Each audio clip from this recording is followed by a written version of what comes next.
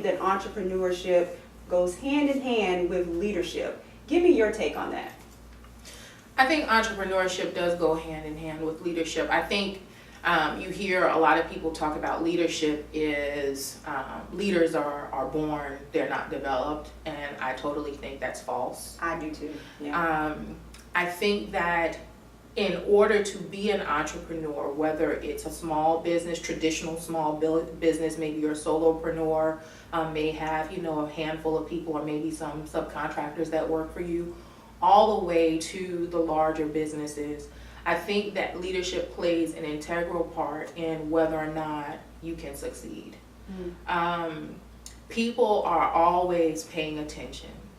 People are always watching. So that means you're always leading. You are always leading. Yeah. You don't have off days. And you have to remember that. Yeah. I don't care if you're a celebrity, an athlete, a corporate exec, a small business owner.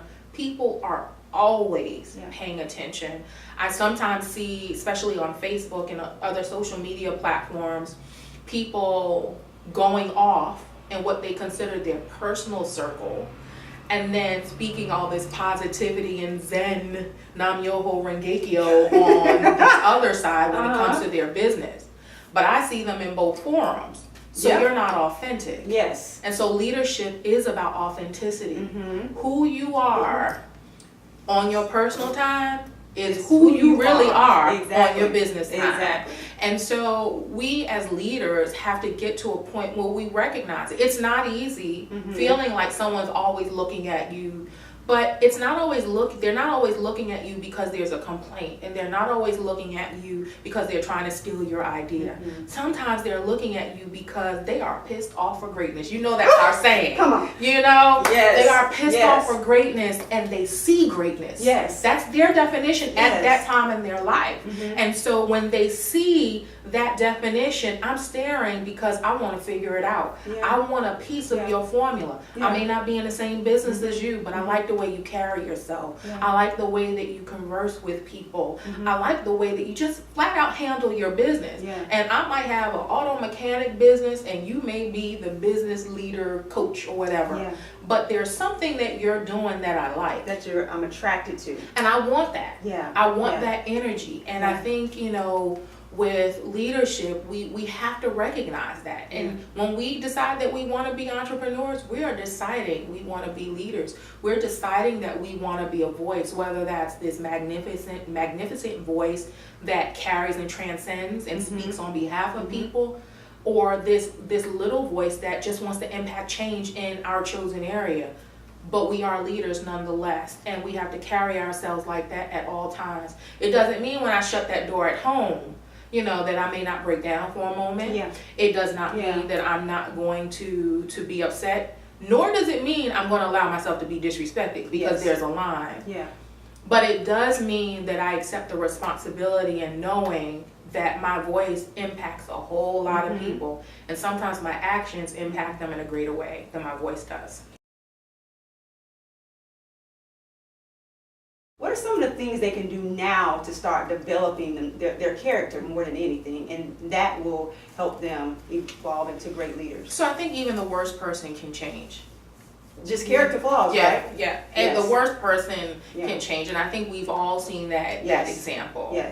And I think that the one thing that we all have to do, the first thing is invest in ourselves.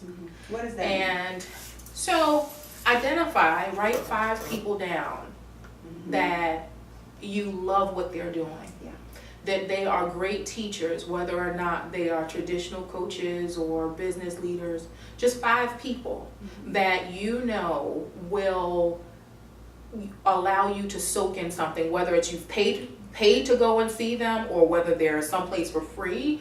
But invest in yourself, invest the time, invest the money. Identify a pocket of money that you can spend on yourself and figure out how to maximize it to make sure that you are taking care of yourself first. You cannot do this alone. It's impossible to think that you can do this alone. Your expertise in your profession is great. this entrepreneurship world, this is a whole totally different thing. So I've been a city manager, you know, I've been analyst for inspector general offices, I've worked for mayors, I've lobbied on Capitol Hill. This entrepreneurship thing is a totally different thing altogether. And it requires you to invest in ways that you've not invested before. I had staff at my disposal before. Yeah. I started this, it was just me without some idea. I didn't know what I was going to be doing. And so it does require me to go to different things. But the other thing from a character trait when it comes to entrepreneurship is recognizing your value. And when you recognize your value and recognize the fact that you want someone to pay for your services, your product, whatever it is, recognize the fact that the entrepreneur right next to you wants the same. And so you cannot, That's huge. it is huge. Yeah. Because to me, that's a lot, that has a lot to do with character. When you always want something for free, yet the comma is, but pay me for mine, your character is now saying something about yourself. And I don't honestly understand how you're going to be able to sustain yourself over time.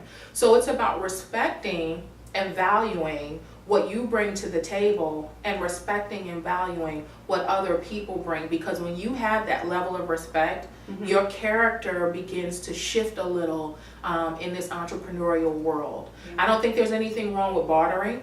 You know, because that's a win-win for everyone. And I don't think there's anything wrong with me giving you something for free and not expecting anything in return and vice versa. But that is not my business model. That's me just saying, I'm going to give this to you because I believe in you, and that was my choice.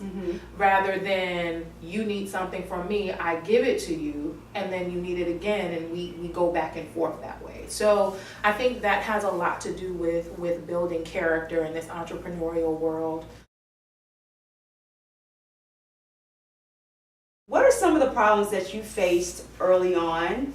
What you consider to be a problem, and probably looked at it like, oh my goodness, how in the world am I going to get through this? And really, how has that helped you to get to where you are right now? So I think for me, the biggest problem when I decided to go out 100% on my own is I didn't know what I wanted to do.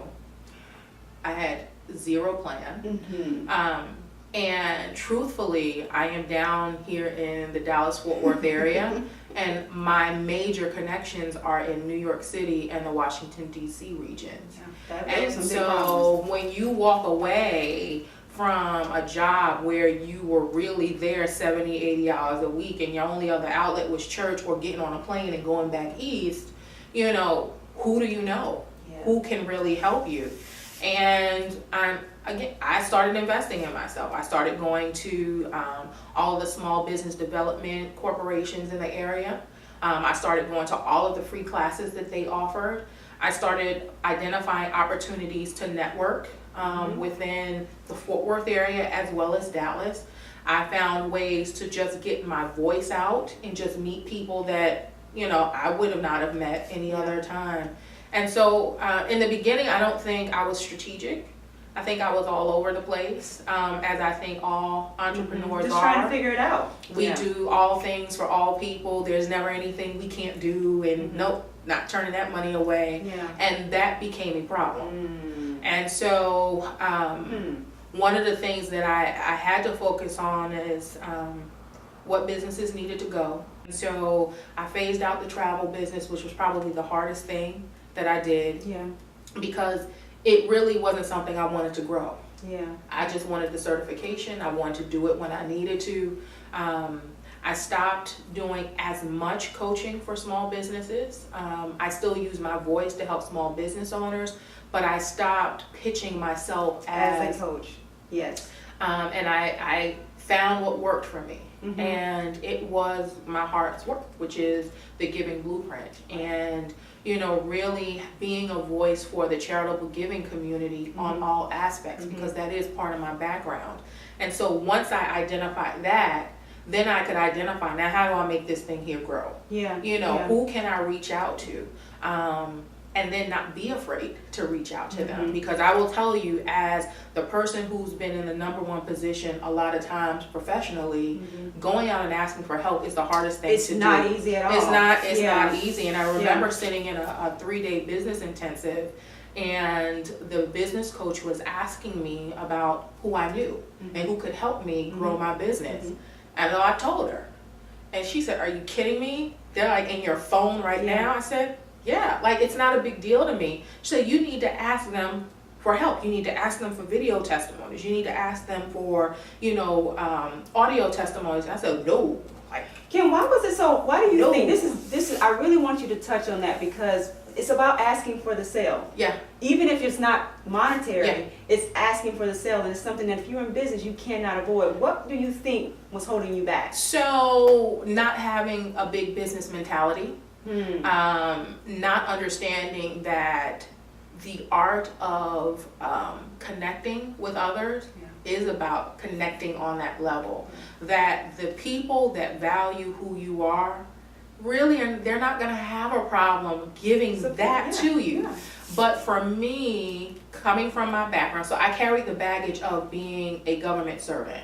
I carried the baggage of being the top person when it came to administrative work, but not being the top person when it came to the political the political chain. And so when you have a mayor or a city council member or someone like that you report to, the goal is to serve the people while making them look good, right? Yeah. And so you're the voice in the middle. In the middle, yeah. And that's what I've always been. Just the connector. That's it. Yeah. That's it. I connect all the dots, and I make sure that all before there was scandal and the fictional Olivia Pope, I was a fixer. Yeah. And so, for me, it was difficult to go out and ask for those things because I never had to do it before. And if I had to do it, I asked on behalf of you. Yeah. So it wasn't directly, it's for me. Yeah. Yeah. And I'm really protective of my relationships with people, and not wanting to feel like,